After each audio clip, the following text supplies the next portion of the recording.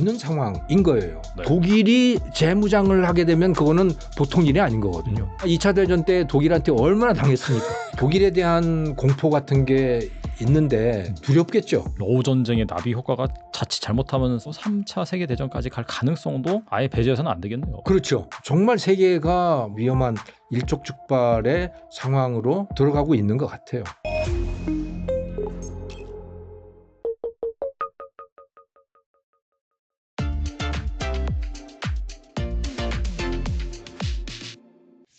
이번에 러우 전쟁 얘기 좀 네. 해보겠는데, 최근 트럼프 대통령이 러시아 우크라이나 간 전쟁 평화 협상을 촉진하기 위해서 러시아에 예고한 고강도 관세 부과 시점을 더 앞당기겠다라고 이제 밝힌 바 있거든요. 아무튼간 이 교착 상태에 있는 휴전 협상을 빠르게 끝내기 위한 속셈으로 보이는데, 이 트럼프의 노림수가 통할 수 있을까요? 어떻게 보세요? 저는 안 통할 거라고 봐요. 푸틴이 절대로 포기 안 한다. 우크라이나도 역시 마찬가지로 절대로 포기할 수 없다. 상대방이 요구하는 거를 들어줄 수 없다는 거예요. 그 요구는 뭐냐면 현재 우크라이나 동부의 돈바스 지방 있잖아요. 네네. 상당히 넓은 지역을 러시아가 점령을 하고 있지 않습니까? 그거를 인정하라는 거거든요. 그거를 인정하고 그다음에 우크라이나 무장 해제 수준으로 전쟁할 준비 이제 없애라라고 하는 거를 러시아가 요구를 하고 있는 겁니다. 그러니까 러시아의 속국이 되라라고 요구를 하고 있는 거예요, 실질적으로. 그런데 우크라이나 사람이 그걸 받아들일 수 있겠습니까? 절대로 못 받아들이죠. 그러니까 우크라이나가 거기다가 스스로 생각해 보면 굉장히 잘 싸우고 있거든요. 스스로 생각해 봐도 그러니까 특히 이 방위산업 같은 거는요.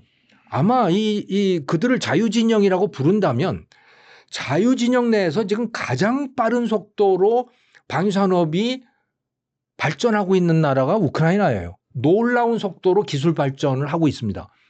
어느 누구가 가지고 있지 못한 그런 기술을 지금 스스로 만들어내고 있는 상황인 거예요. 특히 AI, 드론. 드론 정말 예, 엄청나게 잘 쓰이고 로봇, 있더라고요. 네. 이런 쪽. 그러니까 이게 그냥 그 하늘을 날아가는 드론 수준만 아니고 로봇 있잖아요. 육상 로봇. 그다음에 해상 드론들 이런 거가 아주 빠른 속도로 발전을 하고 있어요. 우크라이나가. 근데 대부분 다른 나라의 방위 산업들은 다 정부 주도이잖아요. 우리나라도 무기 개발하고 그럴 때 이거 다 뭐 국방과학연구소니 이런 데서 개발해서 그거를 방위 산업체에다가 이렇게 해주세요 하고 주문하는 방식 아닙니까? 우크라이나는 그게 아닙니다. 민간 벤처기업들이 개발하는 거예요, 지금. 민간 벤처기업들이 현장을 보고 거기에서 필요한 것이 무언가를 스스로 개발해서 그걸 가지고 군대에다가 제안하는 겁니다. 그러니까 완전히 지금 시스템이 완전히 달라져 있어요. 어마어마하게 빠른 속도로 기술 개발이 이루어지고 있는 상태거든요. 그러니까 우크라이나 사람들 특히 이 군 관련된 사람들 입장에서 보면 꼭 불리한 것만 아니다. 그런 생각을 충분히 할 수 있는 거고 또 우크라이나 국민들이 그걸 지지하고 있는 겁니다. 이건 마치 말이죠. 우리나라 6.25 전쟁을 거치면서 한국인들이 변화했던 거하고 상당히 비슷해요. 6.25 전쟁 전에는요. 우리 남한 사람들이 자기가 정체성이 뭔지를 정하지 못했어요. 자기가 일본 사람인 건지 아니면 미국 편인 건지 아니면 이게 공산주의로 가야 되는 건지 당최 알 수가 없는 거죠.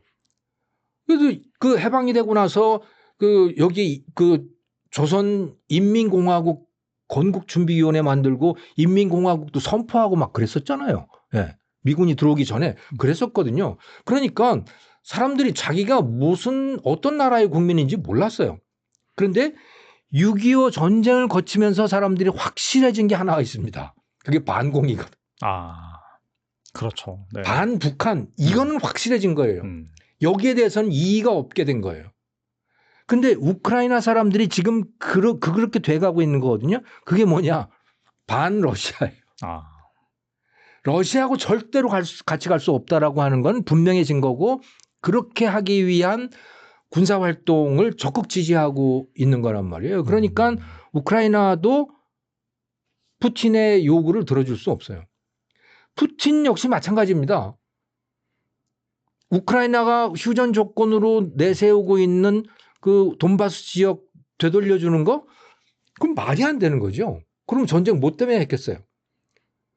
그러니까 이거 휴전이 기본적으로 될 수가 없는 거고 설사 트럼프가 뭐 우격다짐을 해가지고 휴전을 한다고 하더라도 몇 달 못 간다 그거. 절대로 다시 터질 전쟁이고 거기다가 푸틴은 여기서 끝낼 수 있는 전쟁이 아닙니다. 전쟁을 여기서 끝내게 되면 푸틴의 권력도 흔들린다고 봐야 돼요. 왜냐하면 지금 이 상태로 그냥 전쟁을 끝내게 되면 러시아 경제가 그렇게 안 좋거든요. 그렇죠. 당연히 네. 그럴 수밖에 없잖아요. 그나마 우크라이나보다는 나은 것은 자기 영토 내에서 전쟁이 벌어지고 있지 않기 때문에 그나마 우크라이나보다는 낫지만 그래도 전쟁을 벌이고 있고 전쟁에 내가 돈을 쏟아붓고 있는데 그 경제가 좋을 리가 없잖아요. 그러니까 지금도 그래도 뭐 경제 성장률이 몇 % 된다라고 하는 거는 무기를 만들기 위한 생산을 하고 있는 거거든요.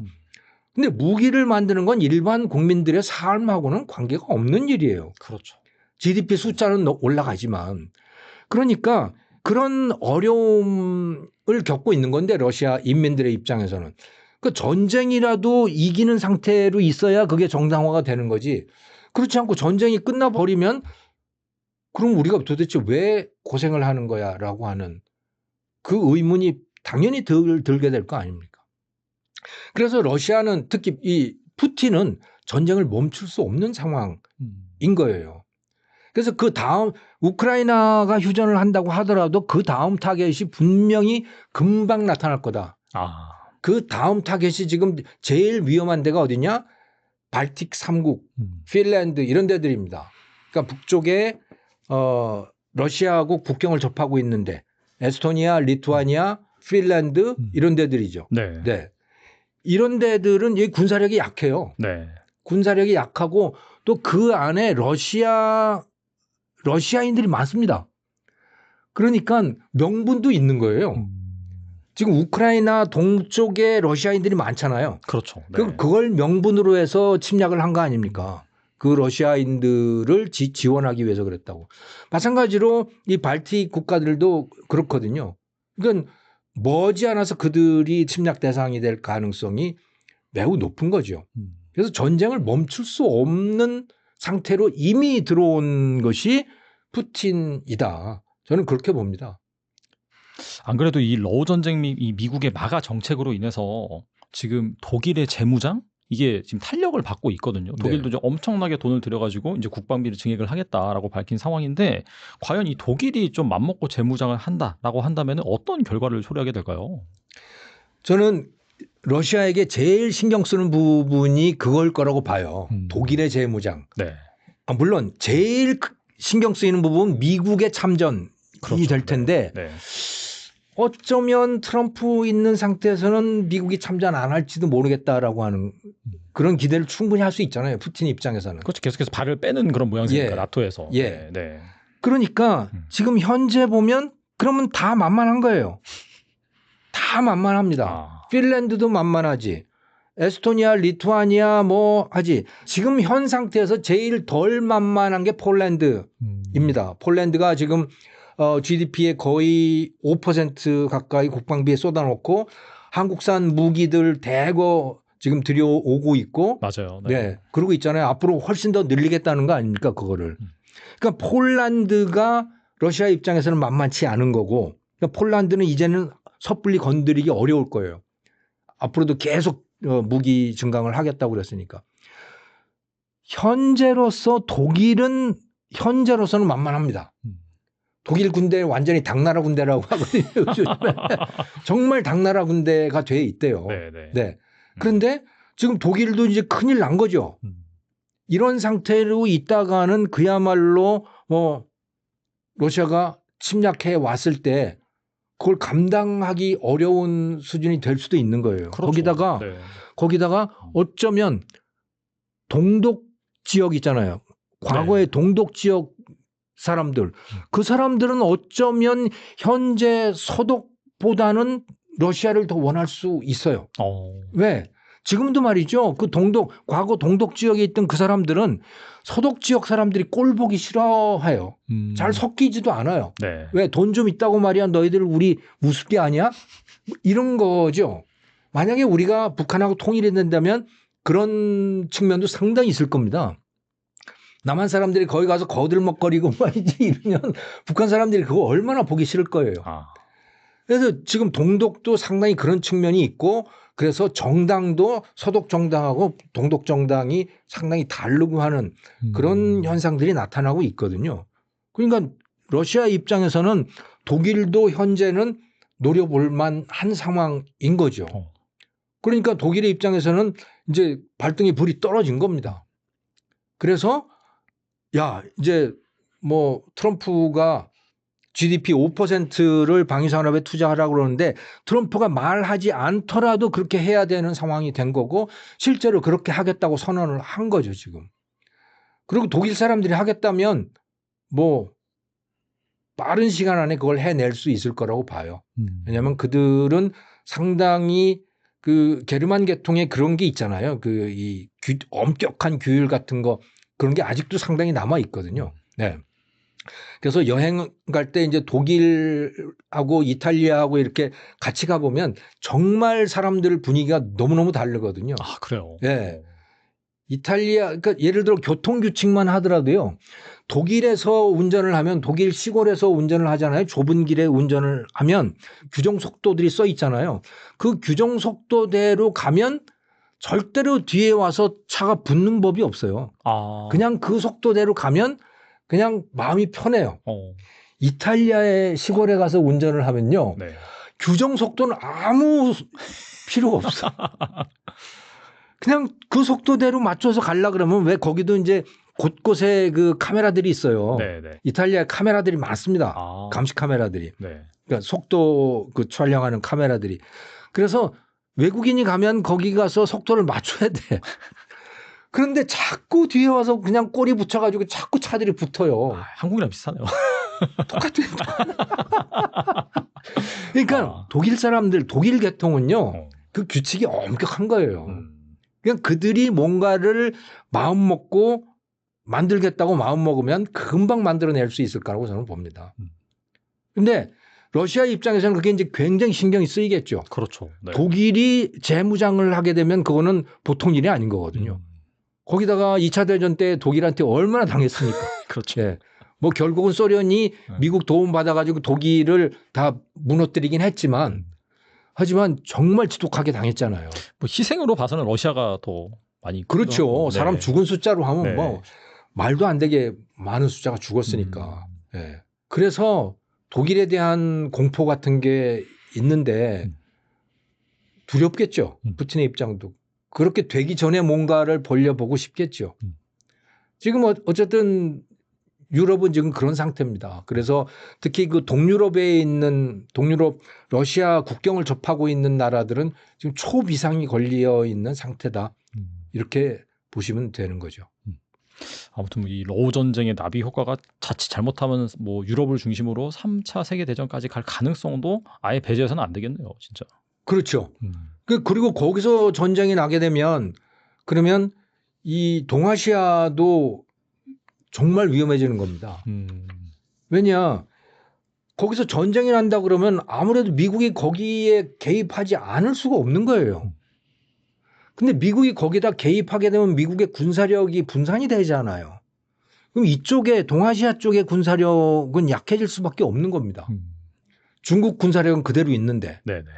그러면 균형이 무너지게 되는 그런 문제가 생기는 거죠.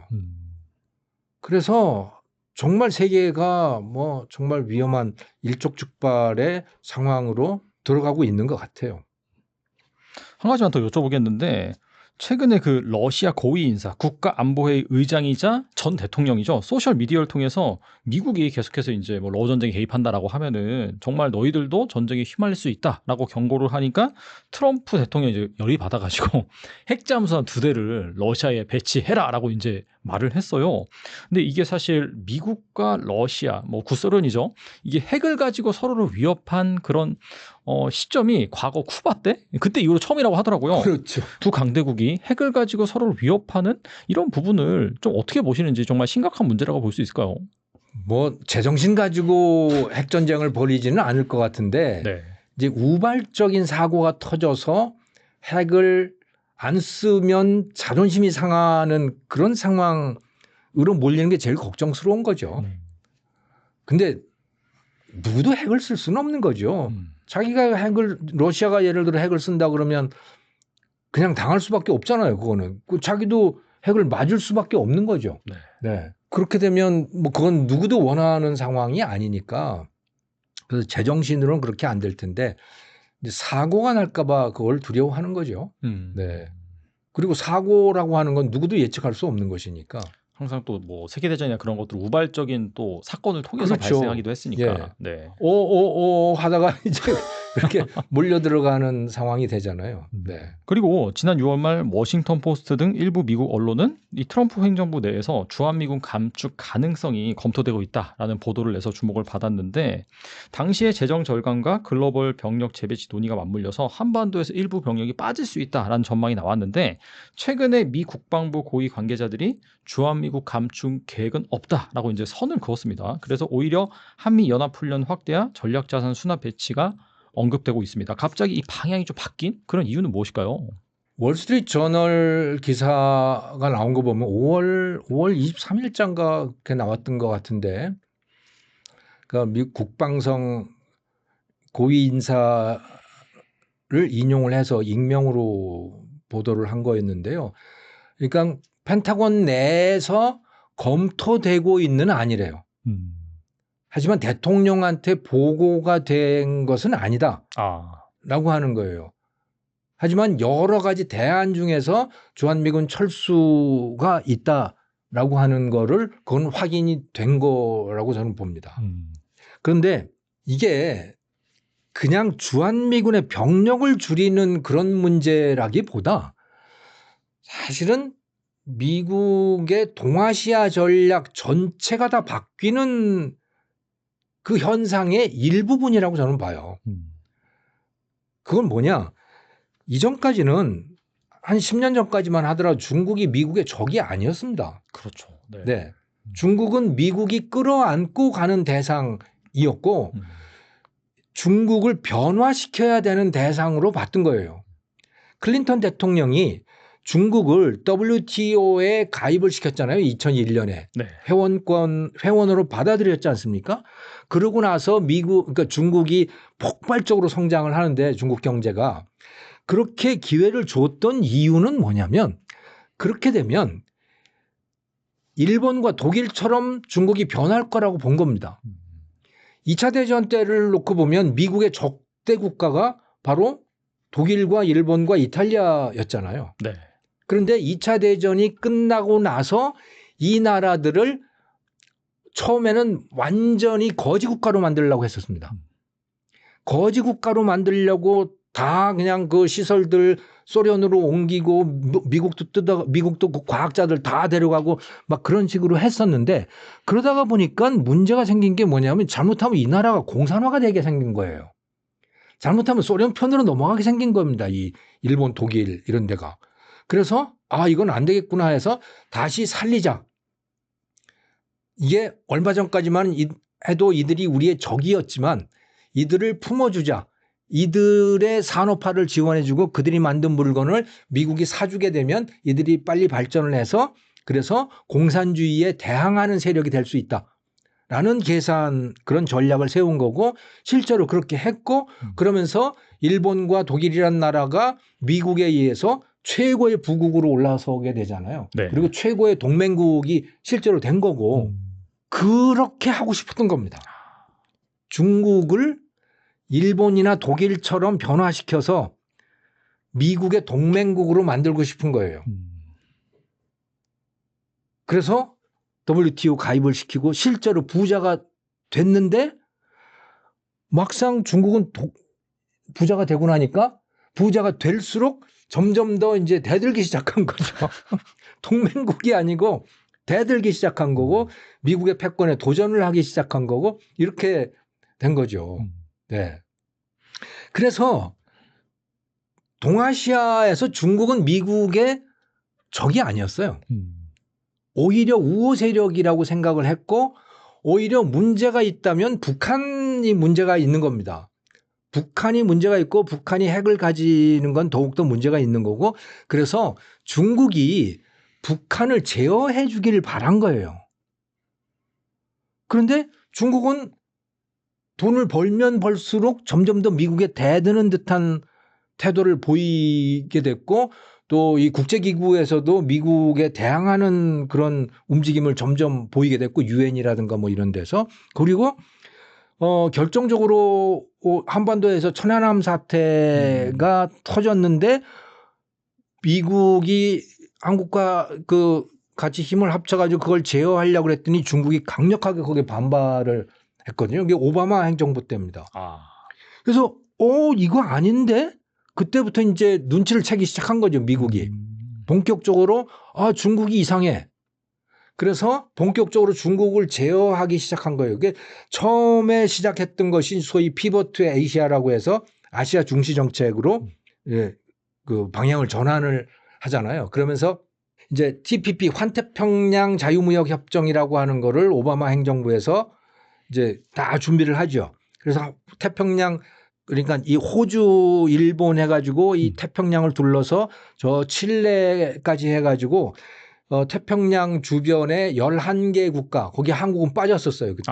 한국은 박근혜 정부 때인데 한중 FTA 한다고 미국 주도의 FTA는 빠져버린 겁니다. 네.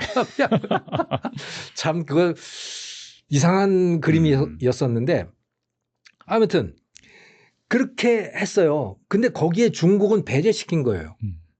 미국 주도의 FTA에 중국을 일부러 배제한다고 선언을 한 건 아니지만 중국이 도저히 낄 수 없는 그런 조건들 그렇게 개방 수준이 높은 자유무역 협정을 한 거예요. 그래서 세계의 교역을 미국 중심으로 가져가면서 중국은 제외시키려고 했던 겁니다.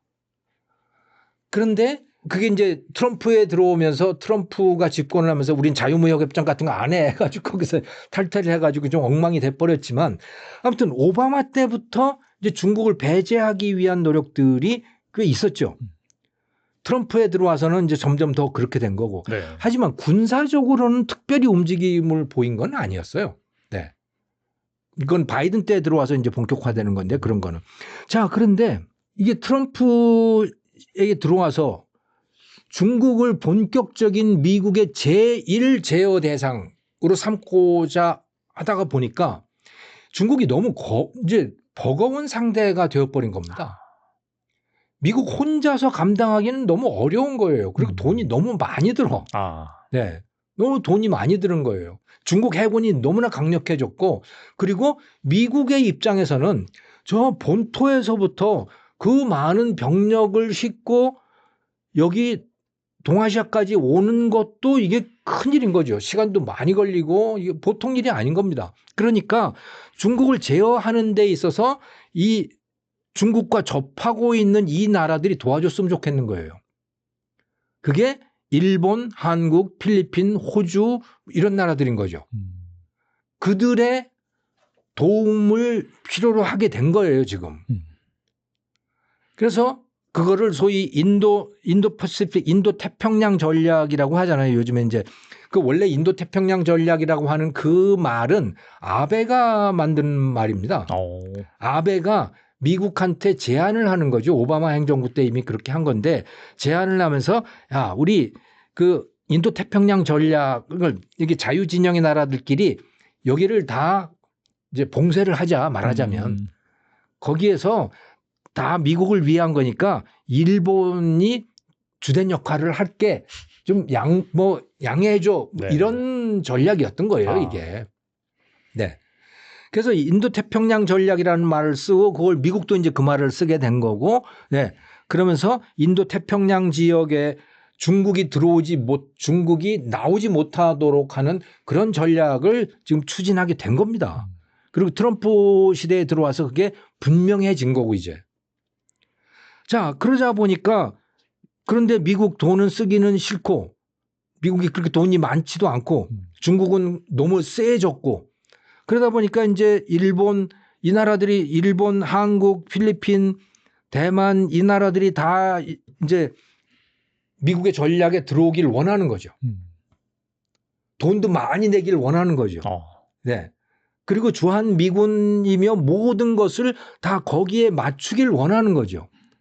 사실 이전까지 주한 미군의 역할은 북한을 저지하는 거였어요. 그리고 중국은 미국의 적이 아니었어요. 너무나 단순했어. 주한 미군은 북한을 저지하면 되는 거예요. 그런데 지금 트럼프의 입장에서 보면요. 완전히 그림이 달라진 겁니다. 미국이 막아야 되는 거는 중국이에요. 북한은 어쩌면 손을 잡아야 되는 대상이 된 겁니다. 북한은 잘 달래서 중국 견제하는 데 써먹었으면 좋겠는 거죠. 말하자면. 러시아도 잘 달래서 중국 견제하는 데 써먹었으면 좋겠는 거예요. 네. 그게 뜻대로 잘 안 되지만. 그렇게 그림이 바뀌어 있는 겁니다. 그러니까 주한미군의 역할도 당연히 미국의 입장에서는 자기들이 원하는 대로만 한다면 이거는 대중국 견제용이었으면 좋겠는 거예요. 그게 솔직한 심정인 거죠. 네.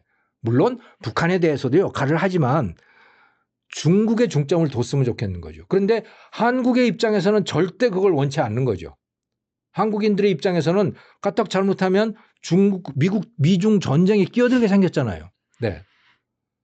근데 이제 미국은 자꾸 요구를 하고 있는 겁니다. 지금까지는 본격적으로 요구하지는 않았지만 아마 이제 요구할 거예요. 아마 이제 요구할 거라고 봅니다. 저는 그래서 관세 협상 이제 제대로 시작도 안 했다고 봐요. 그런 것과 다 맞물려 있는 거다. 다 맞물려 있는 거죠, 이게. 그러니까 우리는 관세라고 하는 걸 경제적인 문제로 보지만 트럼프에게 관세는 경제적인 도구가 아니에요. 그러니까 하나의 수단일 뿐이고 모든 자기의 목표를 달성하기 위한 그냥 수단인 거죠. 지금 예를 들어서 지금 브라질한테 하는 걸 보면요. 맞아요. 네. 브라질한테 관세 50% 매겼잖아요. 브라질이 뭘 그 잘못을 했어요. 약간 정치적인 이유가 있다고 하더라고요. 정치적인 이유예요. 네. 그러니까 지금 룰라하고 반대 세력인 룰라는 좌파고 그 우파인 보소나로라고 하는 사람이 있잖아요. 네네. 그 사람이 탄핵을 당했고 아무튼 범죄자가 되어 있는 그런 상황인 거예요. 근데 트럼프가 그 사람을 좋아하나 봐요. 자기랑 좀 비슷한 동질감을 느꼈는지. 예. 그 룰라 보고 그거 하지 말라 그러는 거죠, 지금. 그거 압력을 가하는 겁니다. 그래서 내정 간섭이다 막 이런 얘기를 하는 거예요. 예, 그게 내정 간섭이에요, 실제로. 네. 근데 실제로 그러면 룰라와 보소나로와의 대결이 과연 얼마만큼 합법적인 대결인지 그건 잘 모르겠어요, 저도. 그것도 그들의 내정 문제이기 때문에. 근데 어쨌든 트럼프의 입장에서는 룰라가 마음에 안 드는 거예요. 그래서 50%를 때린 겁니다. 근데 우리나라도 저는 똑같다고 봐요. 15%라고 하는데 그 15%가 어떤 15%인지도 지금 몰라요, 서로. 서로 딴 얘기 하잖아요. 서로 완전히 딴 얘기하고 농산물 시장도 트럼프는 완전히 개방했다고 하는데 우리는 하나도 개방 안 했다고 그러고 지금 뭐가 맞는지 알 수도 없는 거고. 그런데 분명히 한국과 미국 사이에 정말 중요한 문제는 미중 갈등 문제일 거라고 봐요. 그게 하나가 이제 주한 미군의 역할 또 한국군의 역할도 저는 거기 있다고 봅니다. 야, 너희들 전쟁 났을 때 좀 미국 좀 도와줘. 미군 좀 도와줘. 참전을 하든지 아니면 군수 지원을 하든지 어떻게라도 우리 좀 도와줘. 라고 하는 요구를 분명히 할 거예요. 네. 그런데 우리의 입장에서는 안 하고 싶겠죠. 안 하면 가만히 있을까요? 트럼프가? 저는 분명히 엄청난 보복을 할 거라고 봐요. 자, 그다음에 또 중요한 문제가 하나가 있는데 그것만큼이나 두려운 문제, 중국입니다. 뭐가 두렵냐? 지금 조선이에요. 조선, 원전 뭐 이런 것들이거든요. 맞아요. 네. 예. 벌써 지금 중국이 그 글로벌 타임즈 공산당 기관지잖아요. 그 글로벌 타임스에서 벌써 한국에 미국 조선업 진출을 지금 아주 삐딱하게 보고 있어요. 마음에 안 들겠죠. 네. 예. 니들 뭐 하냐? 이거지. 너희들 조심해. 벌써 이런 논조가 나오고 있거든요. 그런데 중국으로서는 그럴 수밖에 없는 게요. 중국은 해양 국가가 되고 싶은 겁니다. 왜 그래야 대만을 점령할 수 있는 거고, 그래야 한국과 일본과 필리핀과 남중국해와 이 일대를 다 자기 손에 넣을 수 있는 거예요. 그거는 자기들이 지금 추구하는 해양 국가로서의 목표인 겁니다. 네.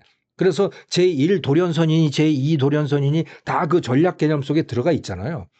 궁극적으로는 하와이까지 나가는 겁니다. 그게 중국의 거대한 전략 개념 속에 들어와 있다고요. 그런데 지금은 어느 정도 가능성이 있다고 보는 거예요. 왜? 미국의 해군력이 계속 쇠락을 하고 있기 때문에. 그렇죠. 네. 그렇습니다. 미국이 배를 못 만들고 있거든요. 그런데 지금 한화오션이 미국의 필라델피아에 있는 필리 조선소를 가서 인수를 했습니다. 만약에 그걸 정말로 살려냈어요.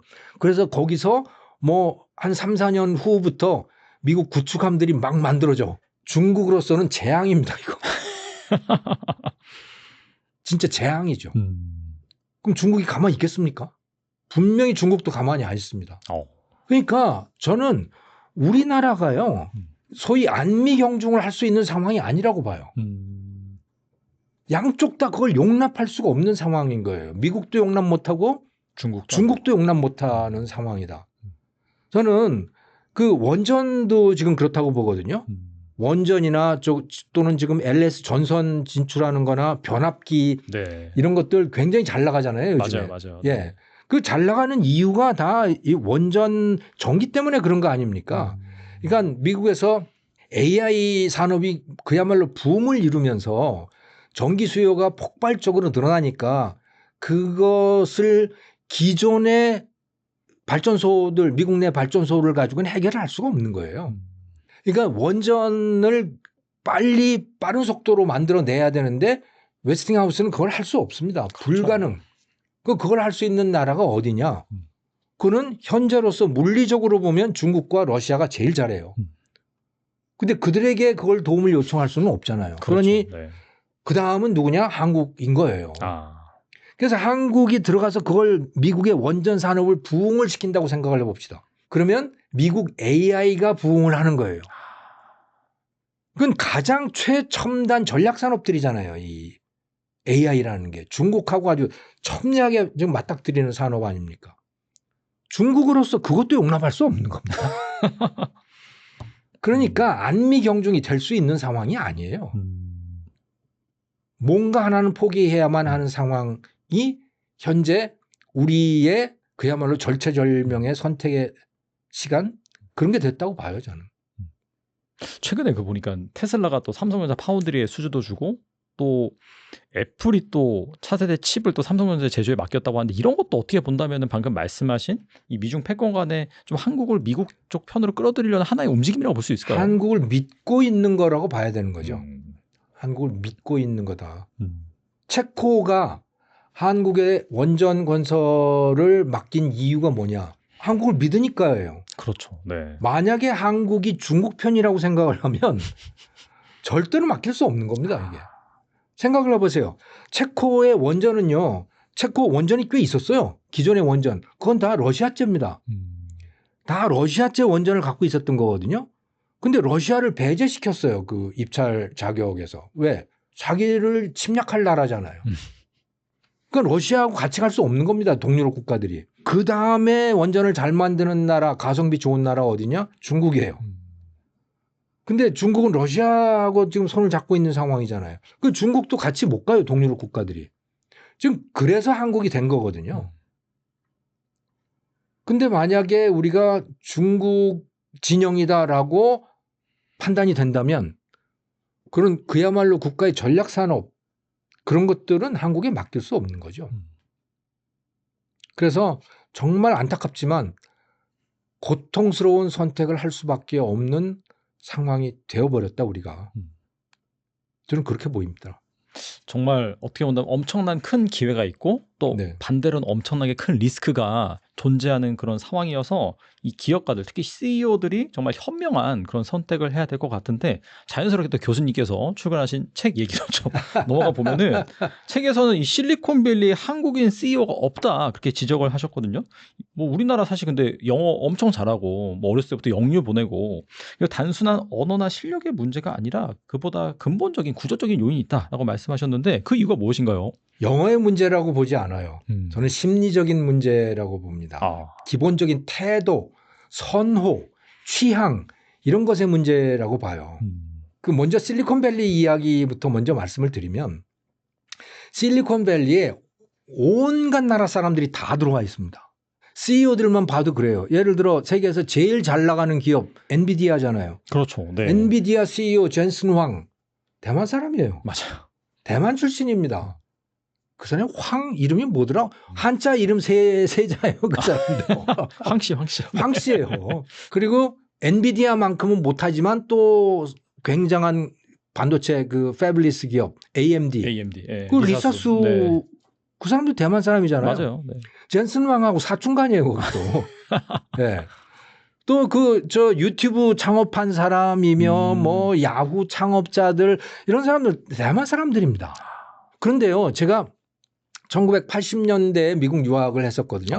84년에서 88년 사이에 이제 유니버시티 오브 일리노이라고 하는 데서 그 유학을 했었는데 제일 많은 사람들이 한국 사람이었어요. 유학생 중에. 한국 사람이 제일 많았고 대만 사람이 한국 사람만큼은 아니지만 한 3분의 1 정도는 됐어요. 한국인의 한 3분의 1. 일본은 벌써 그때부터 거의 없었고요. 네. 중국 그때 없었던 것 같아요. 네. 그러니까 한국인들이 훨씬 많았거든. 그런데 실리콘밸리에 남는 사람들은 어떻게 됐느냐. 한국인은 거의 없는 거예요. 실리콘밸리에 남더라도 한국인들은 CEO가 아니야. 비즈니스를 하는 사람이 아니고 엔지니어들, R&D, 리서처들 이런 사람들인 거예요. 이게 무슨 얘기를 하느냐. 한국인들은 한국인이 아닌 사람과 섞이는 걸 별로 좋아하지 않습니다. 제가 유학 말씀을 드렸지만 저는 영어를 꽤 했어요. 그래서 수업 조교도 하고 그랬었어요. 그러니까 티칭 어시스턴트라고 하는. 그래서 그 수업 조교가 일주일에 4번 4시간 의무를 가지는데 그중에 2번은 이제 교수를 보조하는 시간이었고 2번은 직접 클래스를 맡아서 강의를 하고 그랬어요. 그래서 이제 영어를 제법 했습니다. 그런데 그럼에도 불구하고 미국인들이 걔네들이 하는 파티에는 딱 한 번밖에 안 가봤어. 한 번 가봤더니 너무 불편한 거야, 마음이. 문화 정서가 다르니까. 네, 그냥 섞이기가 너무 불편하고 쓸데없는 말을 하고 요새 말도 안 되는 수다들을 그렇게 떠는데 남자이건 여자건 간에 아유, 뭐 하는 거야? 이게 해결이 안 되더라고. 마음이 불편해서. 그래서 결국 거기 섞이지 못했어요. 물론 공부는 했지요. 수업 시간에 토론도 하고 다 했지만 하지만 친구를 만든다든가 이걸 못한 거예요. 저는 한국인이 지금 여지껏 그러고 있다고 봅니다. 거기다가 또 하나 그 재미난 일은 실제로 이 IBM에서 팀장을 하셨던 분이 이제 그 말씀하신 걸 제가 거기서 이 책에서 인용을 했습니다마는 왜 실리콘밸리에 한국인 CEO가 없냐를 그분이 이제 말씀을 하셨어요. 유튜브에 나와서. 그분이 이제 삼성에서 부사장도 하고 그러신 분인데 실리콘밸리에도 갔고. 요는 그겁니다. 한국인들은 윗사람한테 잘 보이려고 하는 거예요. 그리고 서열이 쫙 있어요. 그래서 남들보다 잘해서 윗사람 눈에 띄어야 돼. 이게 한국인들의 정서고 한국인들의 일하는 방식이고 그런 거죠.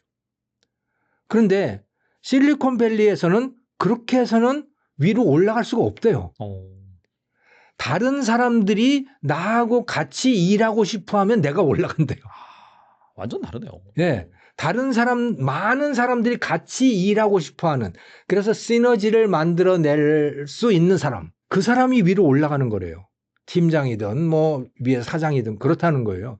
기본적으로 마인드가 다르다는 거예요. 그래서 근데 중국 사람이건 뭐 한국이 제일 그중에서 심하지만 무조건 제일 그러니까 열심히는 일한다. 그래서 남보다 잘하려고 한다. 그래서 그거는 잘하는데 그래서 자기는 실력이 있는데 남들은 같이 일하고 싶어 하지 않는다. 이런 거라는 거. 그러니까 이거는 기본적으로 사고방식 자체가 다른 거죠. 세상을 살아가는 방식 자체가 다른 겁니다. 그런데 이제는 우리가 사는 방식대로 갈 수가 없는 거예요.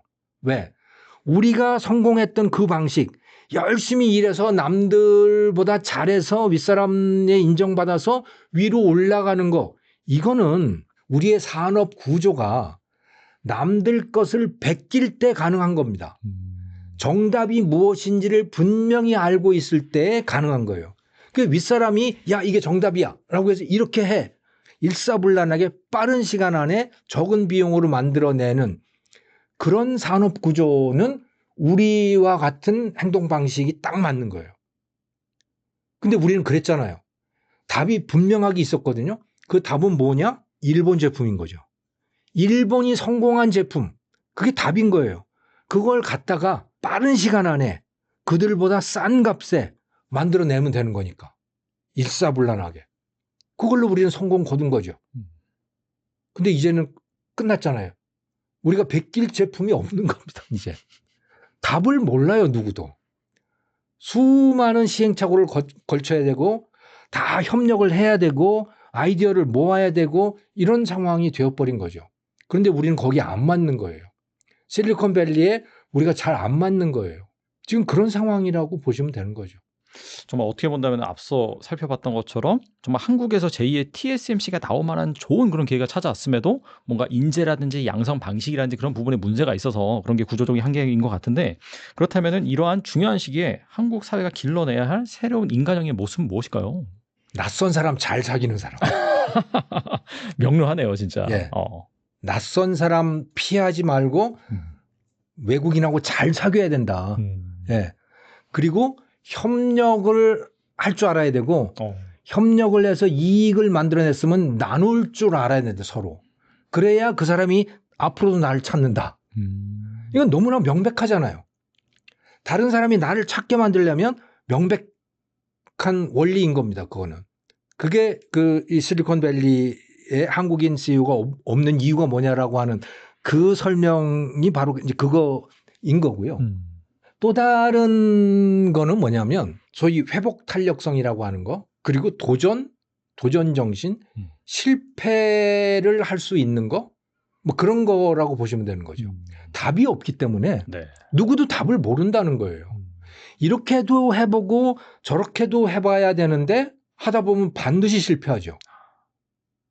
옛날에는 일본이 성공해 놓은 게 있기 때문에 그걸 따라하면 됐었는데 이제는 그런 답이 없는 거예요. 이렇게도 해보고 저렇게도 해보는데 그건 당연히 실패를 하게 되는 거고 실패를 하면서 배워야 되는 거고 그 과정을 즐겨야 되는 건데 우리는 그런 거를 가르치지 않아요. 우린 지금 학교에서 가르치는 것들을 보면 마치 답이 있는 것처럼 가르치는 그렇죠. 그런 것들이 있죠. 네. 그리고 또 이제 뭐 입시 공부 하지 마 이런 말은 많이 하지만 우리가 늘 말할 때 창의력을 길러야 된다고 얘기를 하잖아요. 말은 많이 하죠, 그렇게. 네. 틀렸어요. 그 말은 틀렸어요. 물론 창의력이 있어야 돼요. 하지만 창의력 한 번 발휘한다고 성공하는 사람은 누구도 없어요. 창의력을 수없이 발휘해야 돼. 계속 실패를 하면서. 그거는 회복 탄력성이에요. 창의력보다 더 중요한 거는 회복 탄력성. 실패를 해도 그 과정을 즐기는 거. 이거죠. 이걸 가르치지 않아요, 우리는 지금. 이건 가르치지 않아요. 우리가 아이들에게 지금 유치원에서부터 가르치는 건 뭐냐면 소위 행복교육이라고 하는 것, 민주교육이라고 하는 것, 이런 걸 가르쳐요. 그거는 뭐냐면 아이들을 떠받드는 거예요. 선생님도 아이들을 떠받들고 부모도 아이들을 떠받들고 혹시나 무슨 사고 날까 봐 그냥 벌벌 떨고 이걸 하는 거예요, 지금. 망하는 길입니다, 이거는. 아이들을 험하게 길러야 됩니다. 집안에서는 아이들한테 일 줘야 돼요. 설거지 시키고 아. 야, 네가 먹은 거 네가 치워라. 네 방만 치우지 말고 전체 다 치워라. 엄마는 설거지 할게. 너는 다른 거 해. 이렇게 일을 나눠야 된다. 그래서 일을 하는 거를 너무나 당연하게 여겨야 된다. 너는 공부만 해. 절대로 이거는 안 돼요. 이제. 대학 나와서 해결되는 시대가 아닌 거죠. 또 다른 하나 마지막으로는 뭐냐면 글로벌입니다. 요즘에 보면 말이죠. 연휴 때 제일 붐비는 데가 공항이에요. 인천공항. 연휴 때 제일 붐비는 데가 인천공항이고요. 맞아요. 네. 그리고 그 인천공항에 보면 외국인보다 한국인 숫자가 압도적으로 많습니다. 근데 일본에 가보시면 일본 공항에는요. 일본인보다 외국인들이 압도적으로 많아요. 이건 뭘 말해주는 걸까요? 한국으로 잘 안 들어오는 겁니다. 사람이. 아, 그렇죠. 네. 한국인들은 밖에 나가서 돈 쓰는데 그래서 지금 내수가 줄어드는 거예요. 한국인들이 밖에 나가서 돈을 쓰려고 평소에 저축하잖아요. 평소에 돈을 안 쓰고 밖에 나가서 돈을 쓰기 시작한 겁니다. 이건 이제 시작이에요. 앞으로 훨씬 더 늘어나게 될 거라고 봅니다. 그런데 밖에서는 안으로 잘 안 들어와요. 일본에는 외국인들이 넘쳐나는데 한국에는 그렇지 않아요. 왜? 별로 매력이 없어요. 이제 K-팝이나 또는 K-드라마나 이런 것 때문에 이제 조금씩 한국에 대해서 관심을 가지기 시작은 하지만 한국이 그렇게 매력이 있지 않아요. 그게 이제 공항이 바로 보여주고 있는 겁니다. 그럼 그 매력이라고 하는 건 뭘까? 그냥 유적이나 뭐 고궁이나 이런 걸까요? 아니요. 사람이라고 봅니다. 저는. 바로 사람이에요. 외국인한테 친절해야 됩니다. 외국인한테 절대로 바가지 씌우면 안 돼요. 정직해야 되고 비싸게 받지 말고 외국인일수록 더 잘해주고 이렇게 하면요. 이게 요즘에는 다 인스타그램하고 다 하잖아요. 그냥 그게 바로 세계로 그냥 다 나가는 겁니다. 그래서 그냥 글로벌 비즈니스가 되는 거예요. 동네 식당도. 제가 그 작년 후반부에 일본의 시골 좀 돌아다녔고 또 포르투갈의 리스본이라고 하는 데도 갔고 그런데 그 일본이든 포르투갈이든 다 먹는 여행입니다. 기본적으로는. 그렇죠. 음식들이 맛있고 한국인의 입맛에 잘 맞고 그런 데들이에요. 그래서 식당들을 가게 되는 거죠. 근데 다카야마 같은 그 이 작은 도시에 가면 시골이거든요. 거기는 젊은 사람들이 없어요. 기본적으로. 그래서 식당 주인도 할머니들이에요. 근데 그 할머니 식당 주인 할머니가 외국인 접대를 그렇게 잘하는 거예요. 영어를 잘할까요? 못해요. 몇 마디 하는데 그 일본식 발음의 영어라고 하는 게 얼마나 형편없습니까? 그런데도 다 알아들어 서로. 친절하고. 그러니까 기분 좋게 먹고 나온단 말이에요. 서양 사람들도 다. 포르투갈 그 리스본에 갔는데 리스본도 먹는 여행이거든요. 근데 거기도 이제 그 도시가 골목골목 돼 있어서 다 골목 식당들 다 작아요. 그래서 거기서 식당 찾아갈 때 이제 구글 평점 보고 찾아갑니다. 그 댓글 써놓은 거 보고 찾아가거든요. 가면 다 한국 사람들이 있어요. 한국 손님들이 어딜 가든 평점 높은 데는. 그런데 유심히 관찰을 해봤더니 포르투갈 말이 별로 안 들려요. 영어가 제일 많이 들려. 그렇다는 얘기는 무슨 얘기냐? 동네 식당 비즈니스가 글로벌 비즈니스가 돼 있다는 얘기인 겁니다. 왜? 구글 평점 보고 다 찾아가니까. 동네 식당도 그렇게 변해 있는 거거든요. 우리도 지금 그렇게 가야 된다. 그러니까 모든 게 다 글로벌로 가야 된다. 그렇지 않으면 내수 싹 다 없어집니다. 이거. 다 밖에 나가서 돈 쓰잖아요. 해외 나가서 한국 사람은 해외 나가 돈 쓰고 외국 사람은 안 들어오고 이러면 망하는 거죠. 어떡합니까? 거기다가 플러스 우리나라 인재들은 또 다 외국으로 미국으로 나가게 생겼죠. 지금. 그래서 우리가 문화를 정말 글로벌로 바꿔내야 돼요. 그래서 이스라엘이나 싱가포르나 스위스나 이런 나라처럼 우리 문화를 스스로 바꿔내야 된다. 그래서 우리나라 안에 대한민국 안에 세계가 있도록 만들어야 돼요. 지금까지 말로는 계속 했는데 뭐 글로벌 비즈니스 허브를 만들겠다. 오히려 우리 실제로는 다 쫓아냈어요. 외국인들. 그래서 이제는 받아들여야 되고 그리고 그런 태도를 유치원서부터 길러야 되고 어른들도 좀 제발 좀 바꿨으면 좋겠고 그렇다는 생각을 해봅니다. 그렇지 않으면 우리가 지금 망하게 생겼다는 거죠. 네, 교수님께서 마지막으로 해주신 말씀, 정말 글로벌 인재를 키워야지 이러한 지정학 시대에 정말 한국이 좋은 기회를 잡을 수 있을 것입니다. 그런 차원에서 꼭 한번 이 책을 한번 읽어보시고 또 우리 아이들을 어떻게 키울지 그리고 여기에서 이 한국 경제 위기는 무엇이고 해결 방법은 무엇인지 알아가셨으면 좋겠습니다. 네, 지금까지 김정호 교수님 나와주셔서 감사합니다. 네, 감사합니다.